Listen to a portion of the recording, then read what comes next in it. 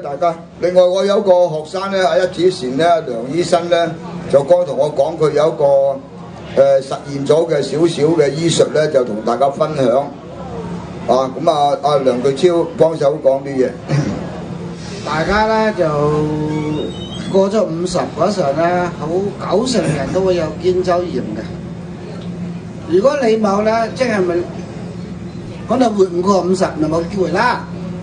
99%你過咗50歲都有噶啦，或者有啲70歲先有。咁啊睇醫生又比較辛苦，又針灸按摩都唔好。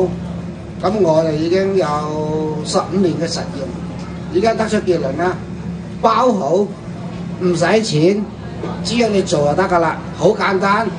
快嘅就3個星期，慢咧就3個月，100%會好，就唔使1分錢。好啦，而家我哋做，好簡單嘅。嗱，隻手一拍，就咁拍個手啫，就咁簡單。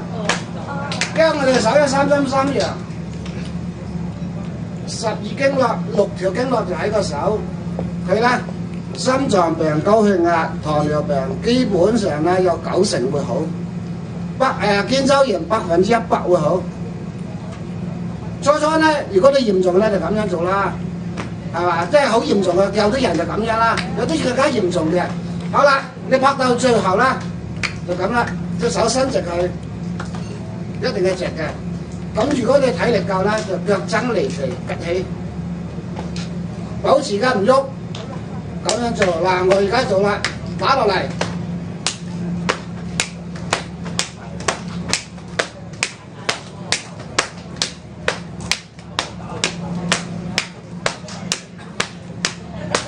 好簡單，連大髀都打埋，成個大髀發滾發熱嘅，隻手咧興嘅喺度着火咁嘅，咁啊開始有效啦。做幾多下？先做36下，跟住就鬆開就唞唞啦。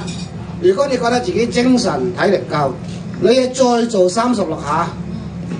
如果都仲好夠嘅話，再做36下，嗱夠啦，唔好超過108下。因為有人做超過108下一次過咧。係傷咗過濃，即係飯咧，一日食1碗咧，可能一餐食1碗咧冇事，一餐食10碗可能就胃病啦，係嘛？就咁簡單嘅啫，好簡單。記得一隻腳尖離地，下邊要打落嚟，打咗隻腳大髀興晒，好似着火咁，我就有效啦。咁大家記得練咯喎，唔好做多喎，36下記得要停一停喎。